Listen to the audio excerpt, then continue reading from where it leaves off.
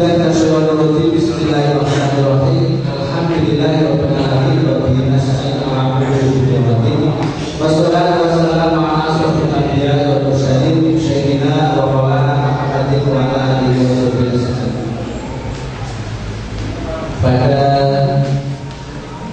pengurus anak cabang dan badan otonom Partai Persatuan Pembangunan yang sangat kami hormati, wabil khusus pada beliau Bapak Kiai Haji Indro Sulimo, pengurus Dewan Pimpinan Jawa Tengah yang sangat kami muliakan, lalu para wakil pimpinan cabang Partai Persatuan Pembangunan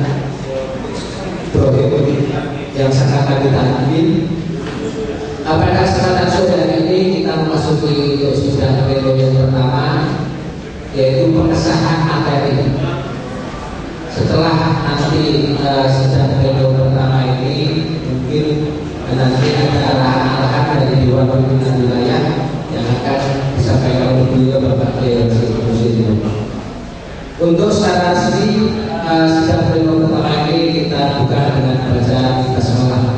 Bismillahirrahmanirrahim. Untuk yang selanjutnya, tadi panjenengan semuanya sudah menerima materi musyawarah cabang Partai Persatuan Pembangunan, musyawarah cabang yang ke-7. Di situ secara komite sudah membuat materi baik untuk tata tertib musyawarah cabang. Kami tidak akan pernah membahas ini di foto ini. Kami hanya ingin menetapkan bahwa tata tertib ini berlaku saat ini dan kemudian menjadi pegangan untuk sidang-sidang berikutnya. Untuk itu, tata tertib ini dinyatakan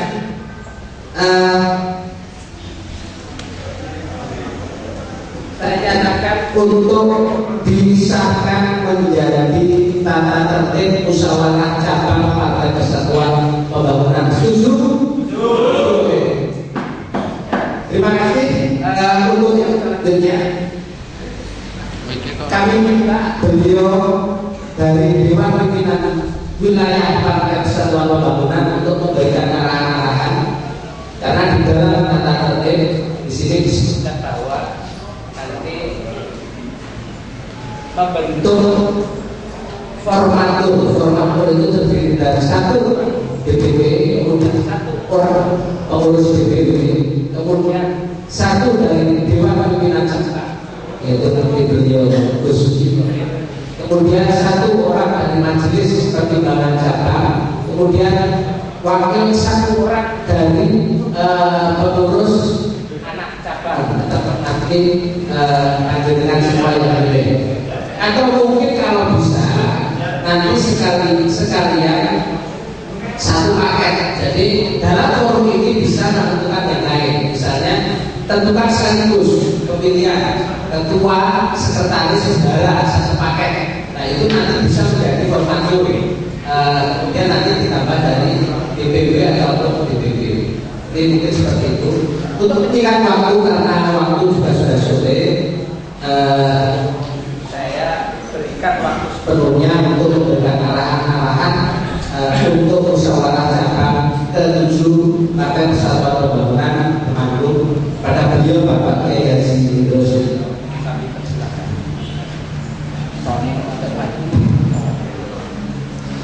Assalamualaikum warahmatullahi wabarakatuh. Saya pimpinan yang saya hormati, para kiai, musyawarah yang saya hormati. Kesempatan yang singkat ini saya pilih pakai rumus dari luwes terpenuhi.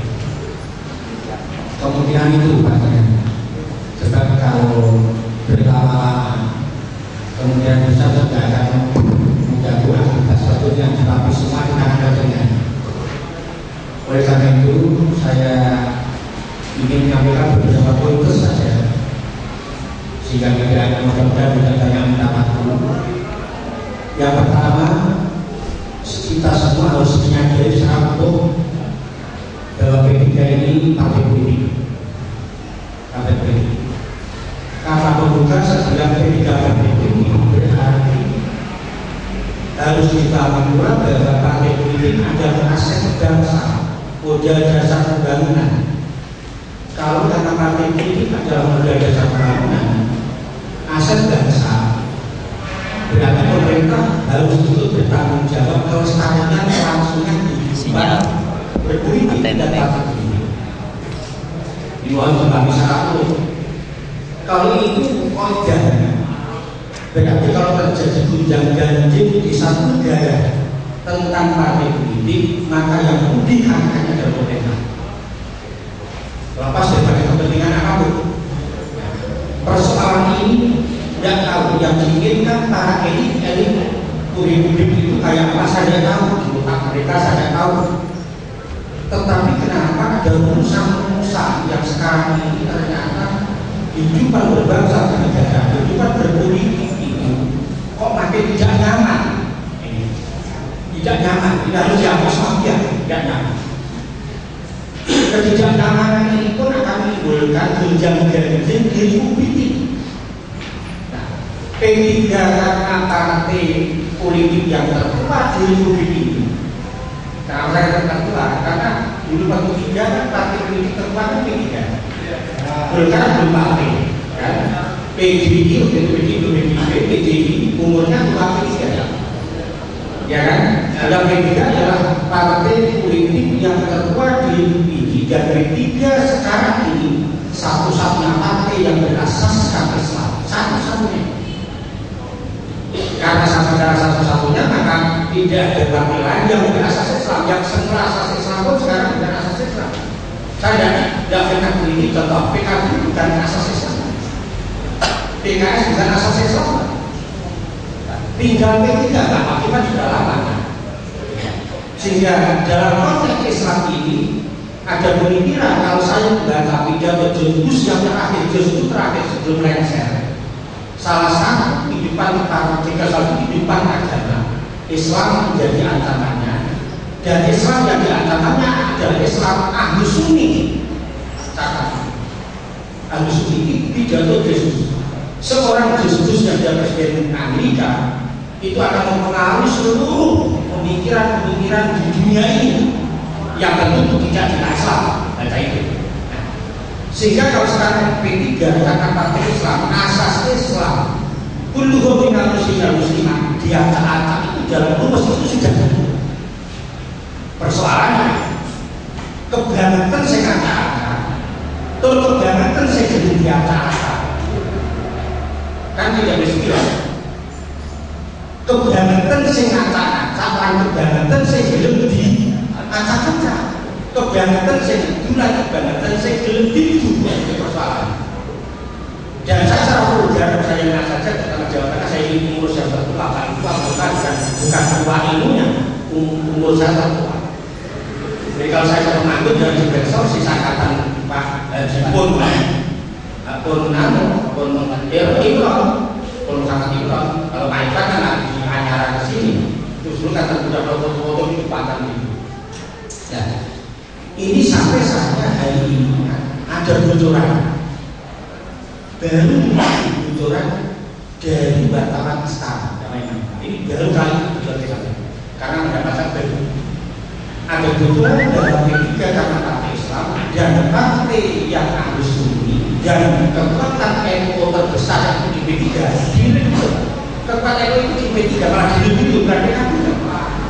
Maka dari itu P3 ini harus dikecilkan, dikerdilkan, ini paling tidak sampai masa pemerintahan Jokowi.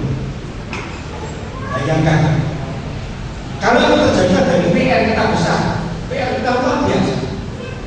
Tidak boleh kemudian sekarang ditutup kita semangat kayak jari itu untuk para pemerintahan tidak boleh.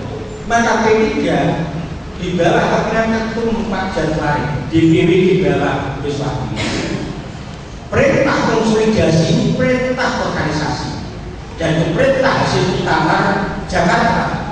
Sedang muktamar Jakarta itu adalah muktamar yang dipimpin Pak dari majelis majelis syariah, majelis pertimbangan, majelis pakar, termasuk dalamnya DPP.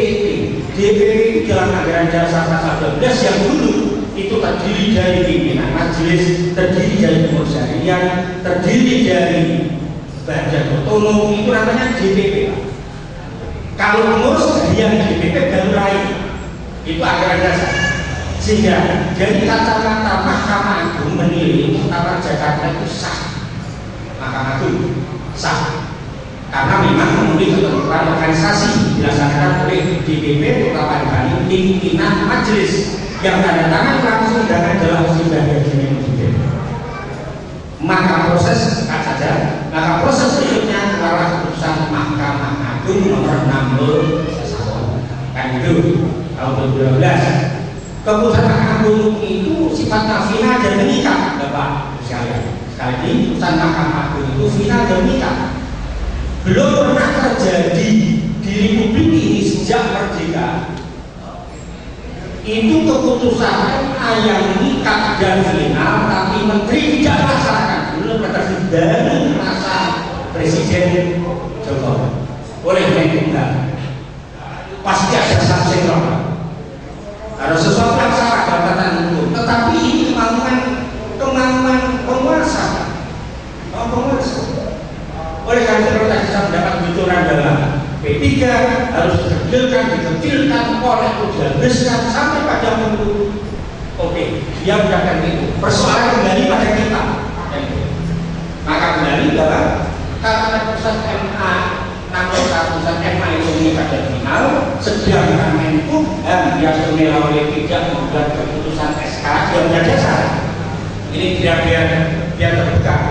Yang punya dasar karena memang putusan MK itu tidak ada item yang mengatakan Menkumham harus segera meng-SK-kan jadwalnya. Kan itu bukan kalau mereka. Kemudian bukan SK pengesahan atau kewenangan kepada DPP hasil Muktamar Bandung kan gitu. Nah, sejak Muktamar Jakarta itu dianggap sah oleh MA, kemudian bulan Muktamar Bandung itu urusannya di mana? Kan gitu kan? Sudah berarti kalau ada Muktamar setelah itu sah. Kan berarti Muktamar sebelumnya kan otomatis dapat termasuk dengan Muktamar yang sudah jalan kan gitu. Nah, tapi kemauan pemerintah kayak gitu. Oleh karena itu lagi berikutnya Pak Jan Farid dan Pak Jan Farid menuntut di MK itu Mahkamah Konstitusi. Tidak hanya itu Pak, 3 tempat di MK, di Tun Tata Usaha Negara, Pengadilan Negara, dan di Pengadilan Umum Jakarta. Maka sekarang ini prosesnya kalau terjadi katakan dengan izin Allah, mudah-mudahan dengan izin Allah, MK memenangkan DPP Pak Jan Farid. Allahumma amin. Selesai. Kenapa selesai? Karena DPP sebelah tidak ada tuntutan apapun. Karena dia memang tidak punya jasa, dia adalah orang yang terduga. Nah, tetapi persoalan kalau sampai MK, katakan sekarang dengan negeri, karena MK selama ini kan harus mandiri dan tidak boleh diintervensi oleh manapun dan gitu. Tetapi kalau sekarang sudah umum mengatakan termasuk yang terbaru, Profesor Dr. Yusri Zabaida terbaru ini baru tadi termasuk anak cucunya apa juga lawyer pengacara dan para pengamat politik pakar-pakar mengatakan tidak ada alasan MK tidak memenangkan DPP Jakarta. Sehingga kalau saya kemudian MK katakan dia nekat karena mendapat pressure dari penguasa, kemudian MK ngawur mengatakan diri memenangkan Romi, maka estimasi saya rakyat bisa jangan percaya lebih banyak. Betul nggak? Hal ini dengan baru ya. Kalau kemudian sampai karena rakyat belum bisa menang ini, Pak Jan Farid memenangkan Romi, pasti MK ada sesuatu karena ini pesanan sponsor, masalah itu. Maka MK akan ini. Katakan sampai kalah Pak Jan Farid masih punya juga alat pengadilan tata usaha dan pengadilan negeri Jakarta. Kalau ini kemudian sampai di MK digalakkan, maka diperkirakan izin mati siji mati sampai Nanti siji, tapi artinya kalau yang benar ini yang benar karena proses hukum ini belum tentu 5 tahun selesai. Itu ngomong kerja. Itulah salah satu adalah karena partai adalah aset pembangunan aset bangsa. Kalau pemerintah berpikir secara ajar dan bahas, kita alamikan kemenangan ada di tangan DPP Pak Jantai. Mudah-mudahan Allah itu ini. Karena ini yang bisa dukung dan itu siapapun melakukan. Sekarang persoalannya kalau tadi mendapatkan informasi terbaru dari oknum wartawan istana, kalau istana itu suara sama. P3 harus dihabisi mereka, mesti harus ditawar. Kenapa begitu? Mau apa mau kita dihabisi? Katakanlah sekarang 2017 pilkada untuk Pak Janfarid beberapa daerah ada berhasil kerja karena KPU berdasarkan PKPU yang terbaru bahwa peserta pilkada itu adalah partai yang mendapat SK dari Menkumham. Permainan politik SK itu ada kepada hasil muktamar produk kecil, gitu Pak. Jadi pencerahan politik adanya kemudian ada fitnah politik. Nah, sehingga itu bukan saja kira sekarang katakan DPP atau P3 Pak Janfarid tidak bisa ikut pilkada 2017. Kalau saya tidak usah terlalu susah amat, terlalu bangun posor apa. Tetapi kalau sampai 2019 tidak ikut pemilu, katakan apa artinya pakai politik? Kan habis itu. Makanya ini harus kolot sama pandangannya. Itu urusan kolot, kita sama-sama diwajib berdoa terus menerus itu jangan berhenti kemudian diberikan hidayah dari mereka itu yang mengambil hidayah oleh Allah, memberikan pikiran jernih sehingga sesuai dengan horizon hukum yang ada dan benar Mahkamah Konstitusi adalah netral, tidak mau intervensi. Terus kalian karena kita harus tidak boleh dibunuh maka konsolidasi saja. Nah, sama konsolidasi organisasi ini adalah amanat pertama. Setelah usul, waktu menyelesaikan mustak itu adalah bulan. Sehingga untuk jalan tengah itu, waktu nanti terakhir adalah bulan Februari 2017. Itu sebenarnya. Untuk mustak, kita kejar terus itu, kita cari contoh kita selesai. Kalau toh umpama saja tidak selesai, kita pakai dalil turun. Karena antisipasi seperti ini ada janji gitu, tapi mudah-mudahan selesai terus kita kerjakan. Konsolidasi ini adalah tugas partai, bukan persoalan menang kalah. Ini amanat muktamar harus dilaksanakan oleh kita. Maka boleh sampaikan ke Ibrahim bahwa ini adalah memang harus dilakukan dan ada tugas-tugas kepartean. Dalam kaitan cap ini tentu rujukannya adalah rujukan ADRT yang baru, bukan rujukan ADRT yang lama. ADRT baru mana saja sampai hari ini memang belum sempat mengedarkan, tapi siap di perjalanan. Saya cek di WA itu memang baru terkirim, langsung belum sempat banyak terbaca. Akhirnya sebagian. Saya akan merujuk bahwa untuk tugas-tugas sekaligus nanti menjadi guidance dalam mereka itu dan disepakati tugas-tugas pusat itu adalah menilai latar kebijakan. Oke, sama. Kemudian menyusun program kerja 5 tahun ke depan, ya berarti 2016, 2021, ya. Kemudian yang ketiga berbeda, ini dengan dulu kan punya pilihan, milih kepemimpinan itu apakah boleh full formatur, apakah pilihan langsung, apa suara terbanyak, kan dulu.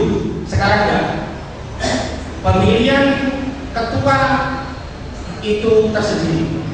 Ketua, sistem pemilihannya boleh secara aklamasi, boleh pilihan langsung, milih orang. Kalau milih nama ketentuan agenda baru sifatnya rahasia dan tertutup, maka tidak boleh kemudian masing-masing aku pilih kecuali kalau yang sepakati adalah aklamasi. Kalau aklamasi boleh langsung ini minta ini, gitu. Nah, kalau ketua terpilih, sistemnya monggo, wah apa aklamasi yang boleh langsung monggo. Ini pengen cepat ya aklamasi yang jadi sesuai loh. Biar sama tadi dengan bentuk kertas itu kan, kertas itu karena yang boleh sudah terbuka. Nah, Kemudian ketua terpilih ex officio ketua formatur. Jadi sebetulnya itu otomatis ketua terpilih otomatis menjadi ketua formatur. Nah, jumlah formatur terserah sendiri, terserah panjenengan mau 5 atau 7 persen ini 5 itu pengertiannya. Yang satu berarti sudah ketua terpilih, berarti status ketua formatur, berarti tinggal nambah 4. Nah, penentuan 4 ini yang milih agen baru sepenuhnya hak full mandat ketua terpilih. Oh, gitu kalau medisnya kan orang baru kan? Nah, sekarang enggak. Ini memang nanti ketua P3 versi Bacan Barat bisa juga bisa. Jadi ketua terpilih, ya terpilih itu nanti milih formatur terserah ketua itu. Katakan PAC itu nanti ketua terpilih yang menentukan sopo si pulang PAC mana itu kan ketua formatur. Dan ketua terpilih DPD dimisioner itu setelah nanti semuanya clear tugas-tugas yang tadi mutlak, kemudian DPD menekan DPD periode yang 1 tahun kurang berikutnya kami katakan dimisioner dan karena sudah tugas selesai. Nah kalau dimisioner berarti sudah terpilih juga ketua formatur nanti milih ketua formatur berikutnya kalau 5 orang tadi diberi 14 hari untuk menyusun pengurus harian DPD. Kalau dulu menyusun masuk terus pimpinan majelis, sekarang ya menyusun pengurus harian DPD saja diusahakan. Formatur menyusun pengurus harian DPD satu. Kedua, jumlah pengurus DPD minimal 21 orang dengan ketentuan 30% minimal perwakilan wanita karena undang-undang. Kemudian formatur juga bertugas untuk memilih pimpinan, bukan majelisnya, namanya pimpinan majelis. Majelis sekarang ada 3, dulu ada 2. Dulu itu majelis itu tingkat cabang, hanya majelis pertimbangan dan majelis pakat. Sekarang masuk majelis syariah. Jadi 3 ini disusun oleh formatur. Pimpinan majelis itu hanya terdiri ketua, wakil ketua, sekretaris, wakil sekretaris, 4 orang. Perkara anggota majelis nanti yang disusun adalah pengurus harian DPD, bukan formatur. Ada anggota berapa monggo, tetapi sebanyak-banyaknya adalah 20 orang untuk majelis termasuk pimpinan dan anggota. Saya kira ini dalam konteks ini, saya kira ini sudah menjadi rujukan dengan kalau kok kemudian tidak berkelindahan ini, itu sisi pemilihannya sudah hari itu, tinggal kemudian mau ditulis ke monggo, kemudian langsung diduduk keputusan karena ada notulasinya. Nah yang tapi ini tinggal menggunakan contoh ini yang pasal 5, contoh saja pasal 5 ayat 3 mengatakan musyawarah cabang berwenang memilih dan menetapkan orang sebanyak 2 orang yang diberi mandat untuk menyusun pengurus harian DPD, pimpinan majelis syariah adalah DPD dan majelis pertimbangan DPD dan majelis pakat DPD. Ini aturan yang lama.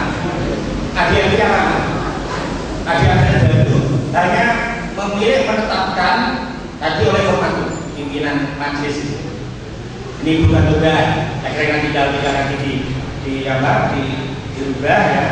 Jadi berarti tadi setelah memilih ketua ya, kemudian ketua diberikan kewenangan untuk memilih formatur. Kalau 5 ya tinggal pilih 4. Selanjutnya formatur diberikan tugas untuk menyusun pengurus harian DPD selambat-lambatnya 14 hari. Berarti saat itu selesai. Oke. Jadi hal-hal yang menyangkut masalah itu dan ini harus saya sampaikan. Dan kalau tidak nanti akan menjadi rancu, bukan sampai salah, tapi karena memang AGSP sampai hari ini kan belum juga, bukan salah saya. Iya, betul kan gitu ya. Saya sendiri baru siang tadi sana melacak di WA gitu. Jadi ini nanti saya mengikuti per kalimat pada yang kalau ada prinsip ya, tidak apa-apa. Selanjutnya pertanggungjawaban. Kalau dia sudah tahu namanya DPD ini kan benar bulan. Sudah bisa kerja apa kan itu. Kalau jenengan ikhlas kalau saya sudah saja selama ini yang kita rasakan sampai menjalankan Ustaz ini berarti kerja baik, ya berarti laporan perbuatan BPT diterima itu kan selesai. Kan gitu ya? Lalu kemudian ada apa gitu? Dan tugas utama penunjukan Gus Rafi kepada DPT di daerah-daerah yang sifatnya adalah dulunya kan janji itu adalah tugas utama menyelenggarakan mustah dan sekarang terselenggara. Berarti sudah tugasnya selesai. Tidak ada ini mestinya kerja agar tetap utama ini. Saya kira Pak dari satu menilai LPG menurut saya kita sepakat saja berarti diterima. Oke, diterima. Kemudian program kalau ini sudah kelihatan belum menjalankan program. Kalau itu caranya pimpinan sidang saja dulu ya cuma isahannya. Pimpinan sidang katakan bagaimana kalau program berikan mandat kepada DPT terbaru menyusun program. Nanti penselesaian program penselesaian nanti di Muskerca. Ya gitu, ini strategi politik. Jadi program serahkan pada perusahaan yang terpilih. Selanjutnya nanti program itu ada istilahnya ada penselesaian. Yaitu nanti di Muskerca. Kalau itu yang dengan setujui selesai seperti itu digerjok ke pimpinan sidang berikutnya tinggal tugas ketiga milih ketua DPC kalau sampai kemudian aklamasi cara aklamasi ini mestinya kan gini pimpinan sidang katakan menawarkan yang nama-nama masuk katakan ya Allah sijio fulan atau fulana ya sebut namanya ya Allah telu ya sebut siap jadi calon ini gitu kan. Nah, kemudian bagian peserta kalau setuju aklamasi, ya berarti ikut satu. Bisa modifikasi, Wonosobo tadi, pimpinan sidang nyebut nama, masing-masing PAC nyebut nama dan namanya kebetulan sama 100%. Dari 14 PAC semuanya nyebut nama. Tapi seandainya kok pimpinan sidang gimana kalau nama ini ketua DPT bukan setuju selesai job sah. Ini bukan berarti saya membaca itu, tapi ini opsi-opsi. Ya. Opsi. Ya. Ini ada yang saja kami harus sampaikan kepada kalian yang saya hormati dan saya ingin sekali bahwa pelaksanaan konsolidasi ini, saya akan sampaikan Gus Idoil yang memang sikap kita dipilih, perlu saya sampaikan. Konsolidasi jalan terus. Musab, nanti musabab, nanti jalan terus. Dan tidak usah ada benturan dengan sebelah. Api-api akan saja. Saya juga ngomong dengan Mas Burhan, karena Gus Rafi, Luwih Bang Salih Kumor, sehingga ngomong saya dengan Mas Burhan. Aku beliau, ya juga diorangkan di partai. Sebab ini, saya hidup itu bukan pelecehan. Karena zaman saya kuliah, saya masih kuliah dan saya buka PNI juga metode itu termasuk masukan adalah saya tunjuk sebagai biro bagian seni karena masukan potongan tahun kelapa beliau itu dulu sederhana ada buruknya maka dipanggil beliau. Nah sampai sekarang ada beliau ya ini ya pokoknya gun sayap semua ya konsolidasi sing gun sayapku ya konsolidasi. Soal gue pengen dibuat daerah ngomong di DPTKB ya apa-apa gantian umpama turunan turun ya orang susah sehingga turun orang salah terus kode penai pelaku kode penai kurang usah rebutan dan besok keputusan pemerintah sudah beri kekuatan hukum tetap kita sama-sama menyatu ini saya menyatu. Jadi saya menang jangan baik gue kudu menyambung dulu gelap suka gak suka menyambung kenapa kalimat itu aku ngerti kok aku ngerti masukan aku ngerti ya ngerti artinya gelap aku ngerti yang buat Jawa yang ngerti apa saya tahu tetapi saya akan wajib bersama kamu saya jangan bangun ya Mas Hendro besok saya nanti saya kalah tidak ganti alasan sudah saksikan banyak. Nah orang belum tidak itu enggak. Tetapi opsi pertama mudah ini mengatakan besok saya kalah dikumpul ke bisa bareng Yus kabeh cek DPR, DPR jak kumpul bareng, engko dijak bareng, nek ra gelem yo ini. Sehingga kalau nggak mau ya tidak. Tetapi semangat kita yang kita ini adalah ngajak bersama-sama. Itu loh. Jadi nanti kalau dulu juga tidak diciptakan dari usah benturan, terus kami pelaku ini, pelaku ini seperti ini DPC ini DPC ini nanti DPC sudah yang mengaturkan ini, Wonosobo nanti DPC kita di DPC atau DPC besok sedang mengatakan di kantor DPC, tapi bupatinya ya karena sakit kemudian cuma kirim karangannya pakai pada datang semua tadi kabulkan langsung atau PDIP itu datang semua tadi datang semua bukan cuma sama penal. Saya kira itu yang ingin saya sampaikan. Saya bukan arahan itu harus lagi bahwa ini pengantar dan saya kira sebenarnya beberapa hal ada satu jadi wujudkan untuk dilaksanakan tidak saja kan normatif dan tidak ditawar ya, tidak ditawar seperti tadi untuk milik ketua soal caranya monggo. Nah selanjutnya pelaksanaan harus diketahui pelaksanaan mustahil adalah pengurus harian DPP. Maka ini jangan dimana saya ikut menjadi pelaksananya, tapi saya adalah hanya diberi tugas atau diberi waktu untuk memberikan semacam pencerahan karena apa namanya. Selanjutnya terakhir nanti formatir satu orang dari DPP nanti sepenuhnya menentukannya diserahkan pada ketua DPP Gus Fahmi. Gus Fahmi duduk siapa nanti kalimatnya satu orang anggota formatir dari DPP adalah diserahkan sepenuhnya pada ketua DPP yaitu Fahmi Maimun Zubair. Itu nanti soal Gus Fahmi itu siapa urusan DPP Gus Fahmi. Saya kira itu dan mohon maaf kalau ada hal yang ingin dijelaskan dan saya jelaskan. Saya kira wallahu a'lam. Assalamualaikum warahmatullahi wabarakatuh.